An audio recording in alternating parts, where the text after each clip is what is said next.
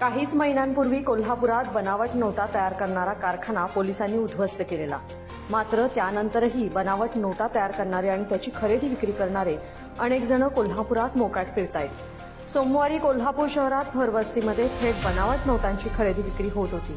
याच वेळेला पोलिसांच्या जाळ्यात बनावट नोटांसह दोघे जण अडकले. छत्रपती शाहू महाराज रेल्वे टर्मिनस परिसरात बनावट नोटांची खरेदी विक्री करणाऱ्या दोघांना शाहूपुरी पोलिसांनी सोमवारी दुपारी अटक केली आहे. राहुल प्रकाश किरुगडे आणि गुरु राजेंद्र मेंगाने अशी अटकेतील दोघांची नावे आहेत. त्यांच्याकडून 500 रुपयांच्या 262 बनावट नोटा पोलिसांनी जप्त केलेल्या आहेत. या नोटा 1,31,000 रुपये किमतीच्या इतक्या आहेत. त्यांच्या चौकशीतून बनावट नोटांचं मोठं रॅकेट उघडकीस येण्याची शक्यता पोलिसांनी वर्तवली आहे.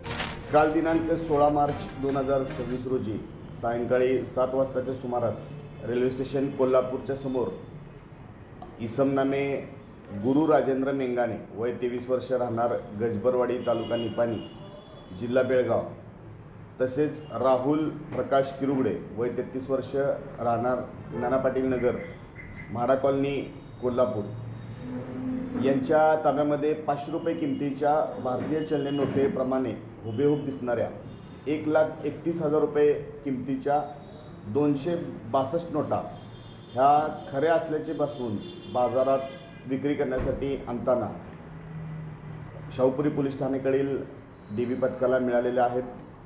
या दोन्ही आरोपींना अटक करण्यात आलेली आहे. त्यांचा पुढील तपास करत आहोत.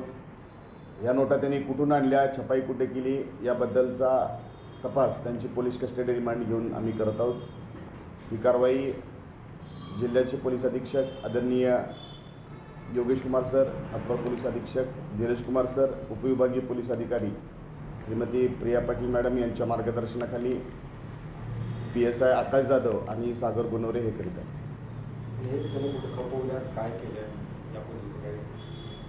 आता त्यांना अटक करण्यात आलेली असून आता रिमांड मुदतीमध्ये त्यांनी या नोटा आणखीन काही बाजारामध्ये आणल्या तर कसं याबद्दल आम्ही तपास करणार आहोत. पोलिसांनी या प्रकरणी अटक केलेल्यांमध्ये किरुगडे हा रंगकाम करतोय तर मेंगाने हा मिळेल ते काम करून उदरनिर्वाह करतो.